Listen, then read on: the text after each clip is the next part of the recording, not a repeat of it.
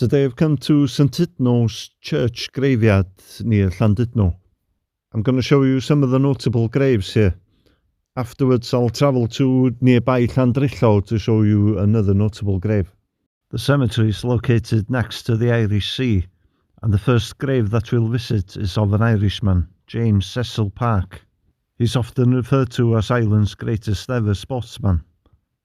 He was an Irish rugby union player, a golfer and a tennis player. In tennis he was an Olympic silver medalist, Davis Cup champion, Wimbledon mixed doubles winner and Australian Championship winner in both singles and doubles. In rugby he played 20 games for the Irish national team and he was captain for 3 of them. In his final international match he kicked a penalty conversion to seal a 19-8 victory in Ireland's first match against France. Park moved to his wife's hometown of Llandudno in 1920, where he worked as a solicitor in the town. He died in 1946 following a heart attack. This is the gravesite of the Yates family. The second name down is Jess Yates, a television presenter and producer. He was involved with programmes such as Come Dancing and the Miss World competition. His TV career ended abruptly in 1974 when his one-time friend and later arch-enemy, TV host Hughie Green, revealed that Yates had been having an affair with actress Anita Kay. Jess Yates was the father of Paula Yates, a popular TV presenter and one-time wife of Bob Geldof, before marrying Australian rock star Michael Hitchens. Paula Yates was born and raised in the Llandudno area, and her parents ran the Deganwy Castle Hotel. Jess Yates died of a stroke in April 1993, aged 74. His arch-enemy Hughie Green died in May 1997, and soon after a tabloid newspaper reported that Green was in fact the biological father of Paula Yates, something that she was not aware of previously. DNA tests would later confirm that the story was true. It is believed that Green had stayed at the Castle Hotel before the falling out with Jess Yates. Paula Yates died in September 2000 of a heroin overdose, 3 years after the death of Michael Hitchens. This is probably the most unusual headstone here. It's the grave of Beatrice Blore Brown. For a long time, mystery surrounded her life and death. It was believed that she was a racing car driver who had died in a car accident, but her death certificate revealed that she actually died from cancer. She had moved to Llandudno when her stepfather got a job as an electrician on the town's pier. In June 1914, Beatrice drove a 10-horsepower car up the town's Cable Hill, which had a gradient of 1 in 3. The feat attracted many onlookers, and the event drew the attention of her future husband, George Brown. George Brown was a racing car driver who at one time held the land speed record for about 2 years. The grave of William Ernest Williams. In February 1943, he was the navigator on board the Lancaster bomber on a mission to bomb a target in Milan, Italy.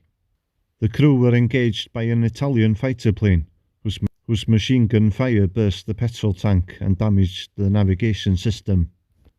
With the engine on fire, the pilots put the aircraft into a steep dive to extinguish the flames, whilst Sergeant Williams helped to extinguish the fire on board the plane. The crew battled for 5 hours to fly the crippled aircraft back to Britain, with Williams navigating solely by astro readings. As not to violate Swiss territory, he navigated around the neutral country. He was awarded the Conspicuous Gallantry Medal for his skill. Only a month later he would die whilst on a test flight in a new aircraft. The grave of Mary Johnson. She had moved to Wales from southern England to get away from the risk of bombing in the First World War. The German forces had decided to use their Zeppelin airships to bomb cities in England.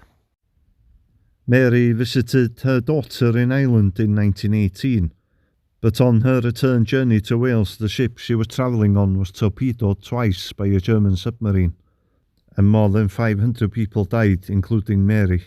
Her husband waited in vain at Llandudno Junction railway station for his wife to return, before learning that the ship had been sunk. Mary's body was recovered and taken to Dublin. The grave of Ernest Leonard John Weller. died aged 22 a month after his wedding day. He was amongst 24 people killed in the 1948 train crash near Winsford in Cheshire. He was travelling from Scotland to his parents' home in Llandudno when the accident occurred. His wife Alice would have been on the same train had she not decided to return to Wales 2 days prior. Next up is the grave of Edward Jones, known as Ted the Rogoff, translated to Ted of the Cave. He got this nickname as his parents lived in a natural cave on Llandudno's west shore for 37 years. The couple reared 15 children, including 3 sets of twins, in the cave. Ted himself was a boatman, a larger-than-life character who could often be seen mending his nets on Llandudno's prom. It's on the prom that he died in 1965, probably of a heart attack. He was aged 52.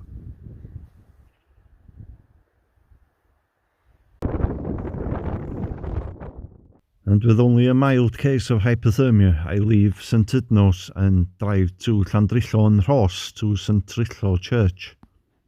In its churchyard is the final resting place of a Titanic survivor, and it's a significant one because he was the 5th officer on the night of the disaster. Harold Lowe was amongst 4 officers to survive the disaster. Harold was born in Llanrhos in 1882. At 14, he ran away from home and joined the Merchant Navy. He served as 3rd officer on White Star's The Tropic before transferring to the Titanic as 5th officer. On the night of the disaster, he had been relieved from duty by the 6th officer at 8 p.m. and was asleep in his quarters when the ship hit the iceberg at 11:40 p.m. He slept through the collision but woke 30 minutes later. Once on deck, he was charged with loading lifeboats. As Lifeboat 14 was descending, Lowe used his Browning automatic to fire 3 shots along the side of the ship. This was to stop a group of men from jumping into the lifeboat. After gathering the lifeboats together about 140 metres from the sinking ship, he returned to look for survivors and found 4, one of whom died later. Lowe is noted as being one of the only 2 lifeboats to return to look for survivors. He received the Hero's Welcome on his return to Wales. He retired in 1931 and moved to this area.